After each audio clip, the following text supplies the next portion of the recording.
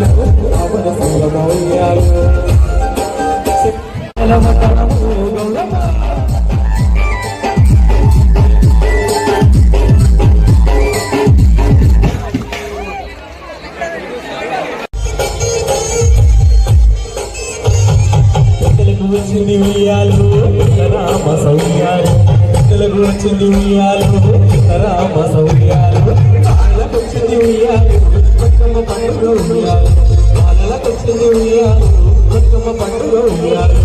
శ్రీలక్ష్మి, నేను నరసింహారెడ్డి ఇంజనీరింగ్ కాలేజ్లో చదువుతున్నందుకు చాలా గర్విస్తున్నాను. ఎందుకంటే ఇక్కడ ప్రతి ఈవెంట్, ఒక్క ఈవెంట్ అనే కాదు, ప్రతి ఈవెంట్ చాలా ఘనంగా జరుగుతారు. దసరా ఈవెంట్ ఇంకా చాలా బాగుంది. ప్రతిసారి కన్నా ఈసారి ఇంకా చాలా బాగా చేశారు. ప్రతి ఒక్కరు లంగా ఓని, శారీస్, పంచ, కుర్తీస్ చాలా బాగుంది. ప్రతి ఈవెంట్స్, చాలా ఈవెంట్స్ కూడా కండక్ట్ చేశారు. ఫన్ యాక్టివిటీస్ అన్నీ జరిగాయి. So I'm very happy for it. మా ఇంజనీరింగ్ స్టూడెంట్స్కి ప్రతిదీ నార్మల్ టెక్నికల్ ఈవెంట్స్ కూడా ఉన్నాయి దీంట్లో. I'm really happy to thank you. అందరికీ నమస్కారం అండి.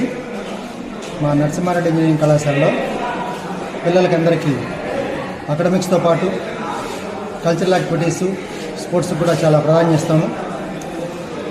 ఈ బ్రతుకమ్మ పండుగ అనేది తెలంగాణ వ్యాప్తంగా చాలా విశేషంగా, చాలా భక్తి శ్రద్ధలతో ఆనందంగా, ఉత్సాహంగా జరుపుకుంటారు.